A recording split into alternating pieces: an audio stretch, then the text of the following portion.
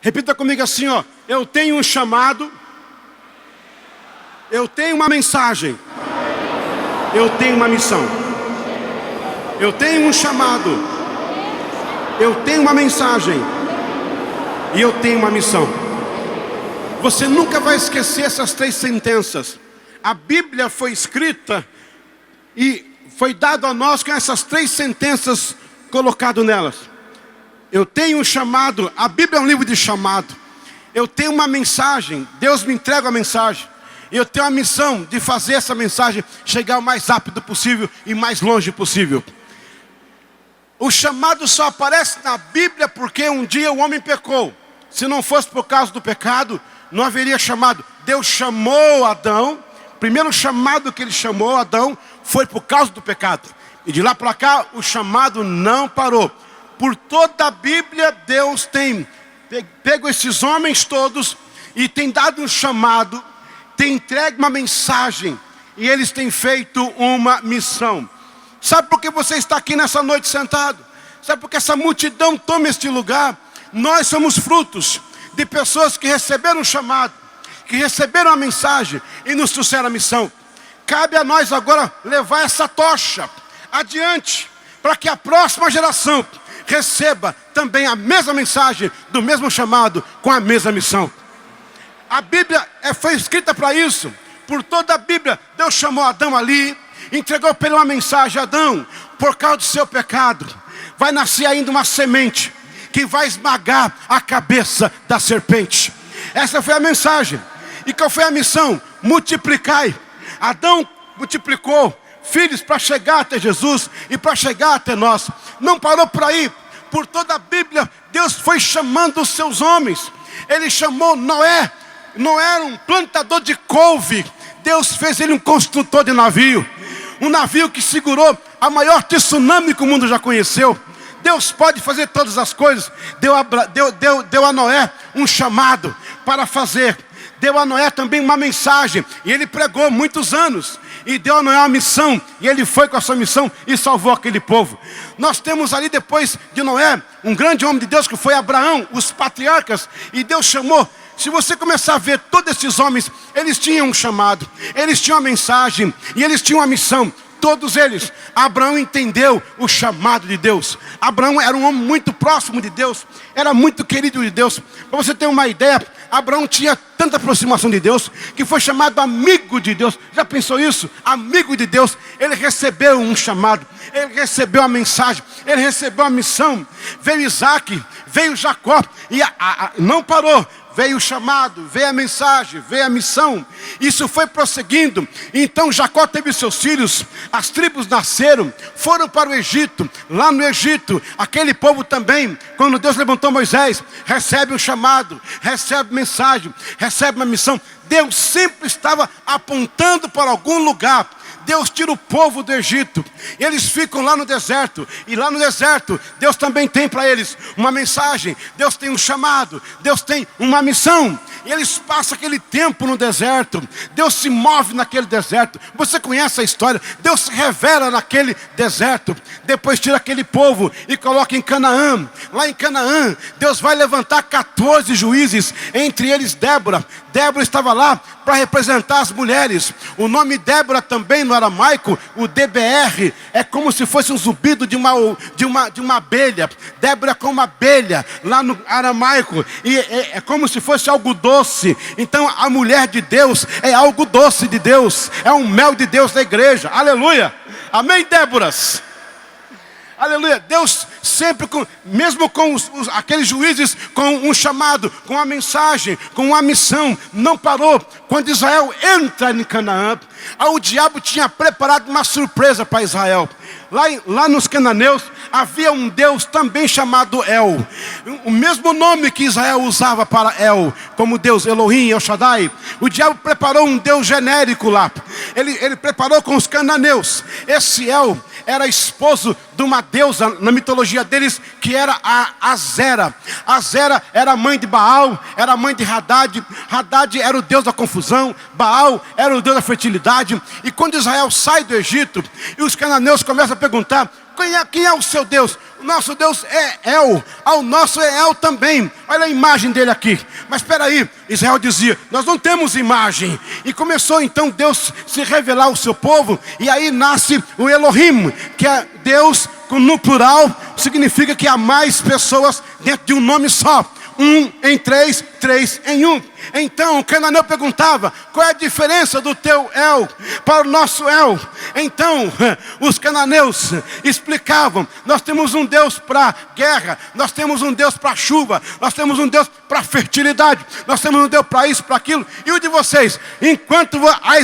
Israel respondia, enquanto vocês têm um Deus para cada coisa, que não é Deus coisa nenhuma, nós temos um Deus para todas as coisas.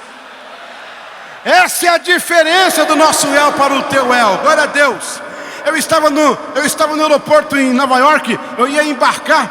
E aí o rapaz me olhou. Ele viu com uma Bíblia. E ele era muçulmano. E então ele me disse, você crê aí na palavra, nessa Bíblia? Eu falei, eu creio sim. Ah, você é cristão? Eu falei, eu sou. Ah, muito bem. Então me escuta uma coisa, qual é a diferença entre o meu Deus e o seu Deus? E eu estava embarcando, a moça começou a chamar, já ia fechar ali a porta, eu não tinha mais tempo. Não perguntou antes, senão dava para ele um estudo bíblico, mas não perguntou antes, eu estava saindo. Eu falei, então eu vou resolver rapidinho. Como é que chama o teu Deus? O meu Deus é Alá. Então tá, o meu Deus é aqui, é agora, é já. O teu é Alá, o meu é aqui, é agora, é já. Fui.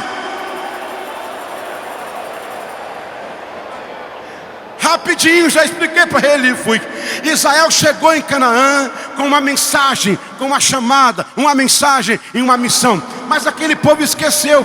Veio o tempo dos juízes. Eles tentaram segurar o que pôde. Israel pediu um Deus, Israel pediu um rei. E aí veio um rei. Deus disse para Samuel, eu não queria dar um rei. Eles têm a mim, mas querem imitar as nações. Parece que Israel perdeu o chamado. Parece que ele perdeu a mensagem. Parece que ele perdeu a missão. Deus permitiu reis. E foi o que aconteceu. Os reis vieram, Saul, veio Davi, veio Salomão. Logo depois o que? A divisão, reino do norte, reino do sul, Samaria, Judá. E aí no ano 722 vem a Síria e leva cativo todo o povo de Israel do norte.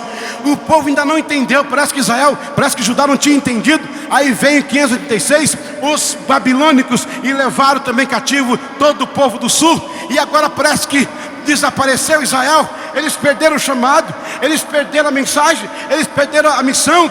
Mas Deus sabia que em Judá havia uma semente que haveria de revelar Cristo ao mundo. E Deus consegue segurar Judá. Os babilônicos não dizimam Judá. E no ano 582 eles regressam sob o comando de Ciro. Os medos persas derrubam os babilônicos e devolvem Jerusalém para Israel. Israel volta agora e Deus começa a restabelecer o seu povo. Israel fica ali depois de um tempo em 325. Quando Alexandre o Grande se levanta, não toca em Israel, ele passa de largo e Deus está ali sustentando o seu povo. Aí esse homem, esse grande imperador, ele morre de febre amarela em 323. E aí vem aparecer os 8, aí ele deixa 8 generais, os Ptolomeus e os Antíocos. Os Antíocos começam a dominar Israel, mas Deus levanta ali no ano 165, quando um deles tenta profanar o templo, levanta uma revolta. Deus permite, aliás, uma revolta dos macabeus. E o macabeu significa martelo batido. Eles levantaram para uma revolta e conseguiram então levantar de novo o pequeno reino de Israel. Já é o ano 63, quando Pompeu começa a chegar em Roma, e aí vem o Império Romano. Jesus vai nascer nesse período aí no começo ele vai nascer aí no reino, no ano 4, ano 5, Jesus nasce aí e começa a vir a esperança. Israel dá ao mundo o chamado, então completa, a missão chega e agora está Jesus entre eles. Jesus cresce, aleluia.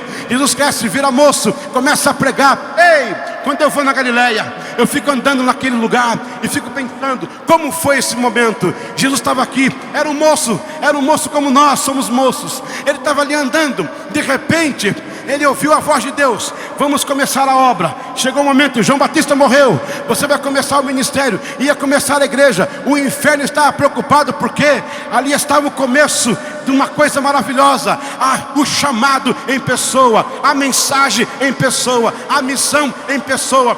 Eu queria estar lá na Galileia quando Jesus se aproximou, aquelas pessoas não tinham ideia quem era ele. Era um moço, mas de repente ele levanta a voz no mar e começa a dizer: arrependei-vos, porque é chegado o reino de Deus. Ele começa a pregar com autoridade. As pessoas olham para ele, aquilo soa diferente. Ele começa a fazer: eu vejo aquele moço andando pelas margens e a multidão acompanhando a sua autoridade. Ele tocava, curava, ele falava, libertava, ele falava e as coisas aconteciam. Eu tive agora em novembro passado, lá no túmulo de Lázaro, que está vazio. Lázaro estava lá embaixo amarrado. Irmãos, ele estava todo atado. Jesus chegou naquele lugar em Betânia. Foi o maior milagre físico de Jesus. Nenhum outro milagre se compara a não ser da salvação. Aquele moço estava totalmente decomposto. As suas vísceras, o seu cérebro, o seu sangue, tudo virou água. Há 4 dias cheirando mal lá embaixo. Eu desci os degraus, são 23 degraus íngreme, e lá embaixo tem uma peça e uma pedra, e tem que passar por baixo ainda para chegar lá.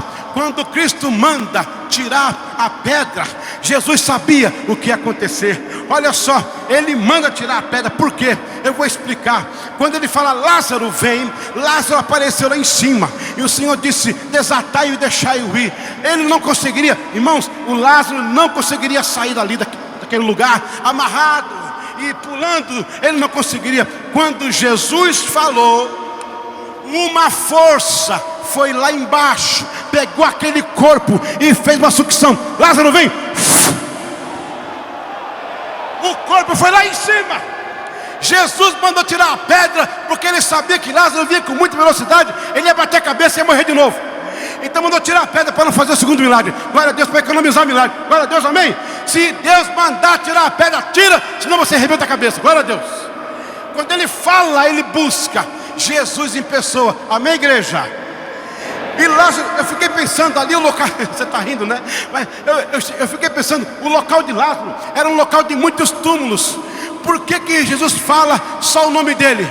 Porque se Jesus fala, vem para fora, vinha tudo quanto é morto para fora. A bênção era para Lázaro, a bênção é para você, a bênção é para você, a bênção é para você. Eita! É por isso que quando Cristo ressuscita, com ele ressuscita mais de 500 pessoas. Por quê? Porque não teve endereço. A ressurreição veio, não era o nome dele só, ela veio, sobrou unção, a unção sobrou, Jesus ressuscita, e de lambuja e de bônus um monte vem com ele ressuscitado. Glória a Deus. Quando sobra unção, é assim que ele faz. Jesus então inaugura a igreja.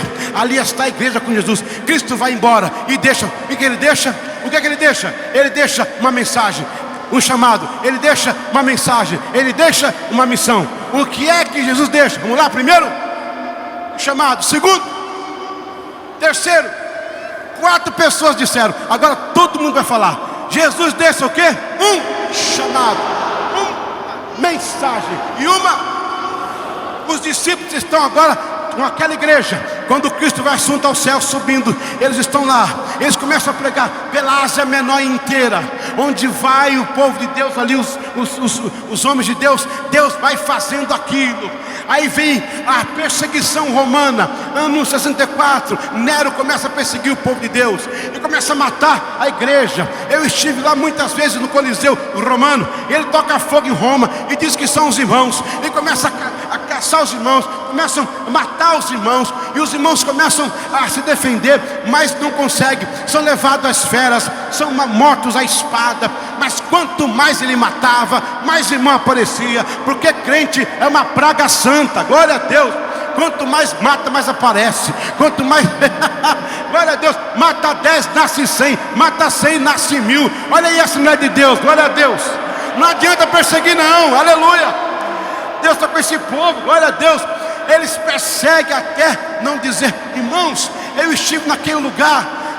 Naquele lugar, Deus me deu uma canção, aquela que a Marília me gravou. Eu escrevi essa aqui também. Sempre vou lembrar da coragem, do amor, da firmeza e vontade, a fé e devoção da igreja, do tempo de Paulo, de Pedro e João.